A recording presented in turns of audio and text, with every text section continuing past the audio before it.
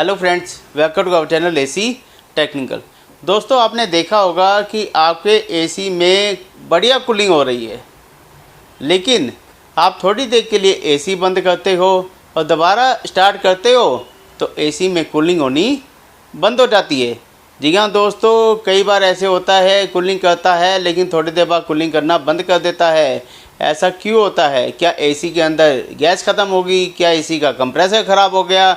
नहीं दोस्तों, ऐसा कुछ नहीं होता है। बहुत से ऐसे रीज़न होते हैं। रिमोट के अंदर, आपके एसी के रिमोट के अंदर दोस्तों ऐसे ऐसे बटन होते हैं जिनके बारे में जानना बहुत ज़्यादा ज़रूरी होता है। आपको ये जानना बहुत ज़्यादा ज़रूरी है कि किस बटन का किस मौसम में काम आता है। दोस्तों, बटन के बारे में, फीचर के बारे में, मोड के बारे में आप जान लोगे तो दोस्तों ना तो आपको गर्मी के अंदर कूलिंग की प्रॉब्लम आएगी और ना ही ऐसी प्रॉब्लम आएगी अभी कूलिंग हो रही थी बाद में नहीं हो रही। आपके एसी में कूलिंग होनी बंद हो जाती है तो आप क्या करते हो? आप सीधा परेशान होते हो, अपने मैकेनिक को फ़ोन करते हो। लेकिन दोस्तों, आपको उससे पहले खुद को नॉलेज होनी चाहिए, खुद आपको चेक करना चाहिए कहीं आपके एसी के रिमोट के अंदर कोई गलती से बटन तो प्रेस नहीं हो गया है जिसकी वजह से भी कूलिंग होनी बंद हो जाती है। जी हाँ दोस्तों, आज की जो वीडियो है वो इसी पर ही है। आज मैं आपको बताने वाला हूँ कि पूरी गर्मी के अंदर जब लू पड़ती है तो आपको किस टेम्परेचर पे, किस मोड पे एसी को चलाना चाहिए जिससे क्या है, कूलिंग भी होगी और बिजली का बिल भी कम आएगा। जी हाँ दोस्तों, आपको एक ऐसे ही मोड के बारे में बताने जा रहा हूँ। दोस्तों, आपने देखा होगा कि आपके एसी के रिमोट में बहुत सारे बटन होते हैं।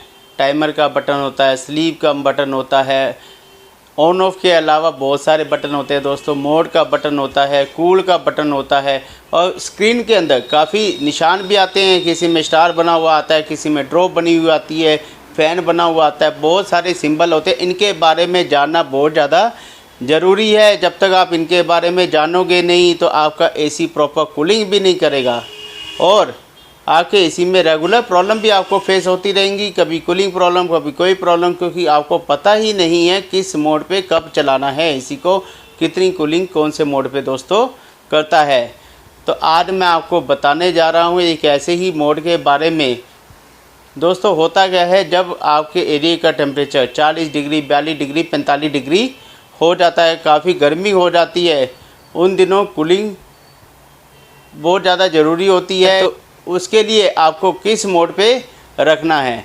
दोस्तों, आपके रिमोट के अंदर एक बटन होगा मोड का, MODE मोड का बटन होगा।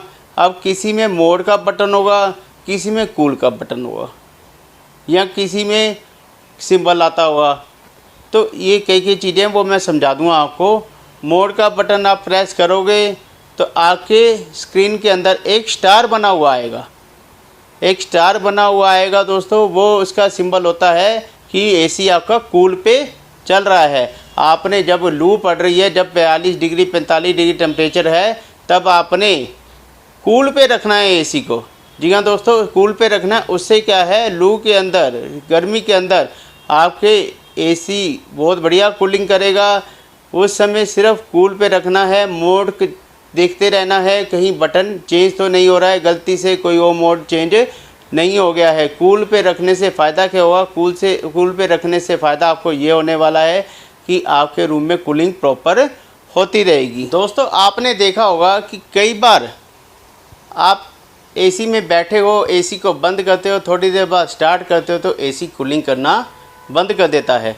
ऐसा क्यों होता है? दोस्तों, होता क्या है, आपके रिमोट के अंदर कई बार बटन प्रेस हो जाता है, कई बार गलती से आपसे हो जाता है या बच्चों से हो जाता है। उससे होता क्या है, मोड चेंज हो जाता है। मोड चेंज हो जाएगा तो एसी कूलिंग करना बंद कर देगा।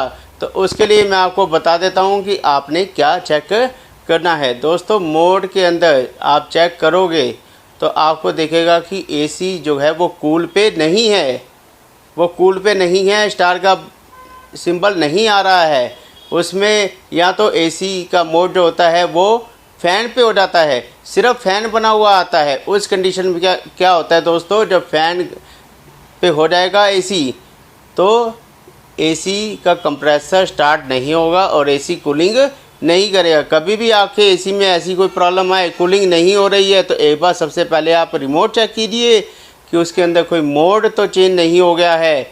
और मोड चेंज हुआ होगा तो उसमें आपके एसी में कूलिंग होनी बंद हो जाएगी। तो फ़ैन में हो सकता है ड्राई मोड पे आ गया, हो सकता है ऑटो मोड पे आ गया। तो कोई भी मोड हो, आपने उसी टाइम उसको मोड को चेंज करना है, कूल पे करना है। अब दोस्तों बात कर लेते हैं बिजली का बिल। बिजली का बिल कैसे कम आएगा? कूल पे रखोगे। उसके बाद दोस्तों होता क्या है, मैं एक छोटी सी बात समझा देता हूँ कि जब गर्मी होती है, गर्मी में टेम्परेचर होता है 40, 45, 46 इतना टेम्परेचर होता है आपके रूम का। आप क्या करते हो, आप कहते हो यार जल्दी कूलिंग हो जाएगी, इसको 18 कर देते हैं। लेकिन दोस्तों ऐसे नहीं होता है।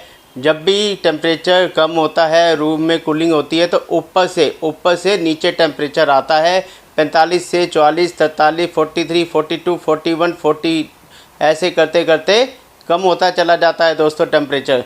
तो जब ये टेम्परेचर कम होगा तो रूम के अंदर कूलिंग भी होगी, ठंडक भी होगी।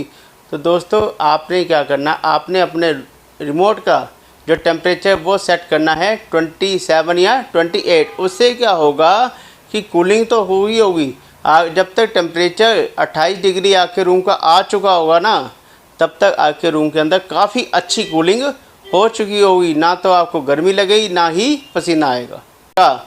और आपका जो कंप्रेसर है, जो एसी का कंप्रेसर है, वो भी 28 डिग्री आने के बाद अपने आप बंद हो जाएगा। उस थोड़ी देर बाद चलेगा, थोड़ी देर बाद बंद होगा, चलता रहेगा। जिससे क्या है, कंप्रेसर बंद होता रहेगा, बीच में आपके रूम में कूलिंग भी रहेगी और आपका बिजली का बिल भी बचता रहेगा। अगर आप टेम्परेचर को कर लोगे 18, तो 18 डिग्री नहीं आएगा लू के अंदर, और वो कंटिन्यूसली चलता रहेगा। तो कूलिंग तो होती रहेगी, लेकिन बिजली का बिल दोस्तों उतना कम नहीं हो पाए। अगर आप बिजली का बिल भी बचाना चाहते हो तो आपको जो टेम्परेचर है वो 27 से 28 रखना है। ह्यूमन बॉडी के लिए 27 से 28 टेम्परेचर काफ़ी होता है।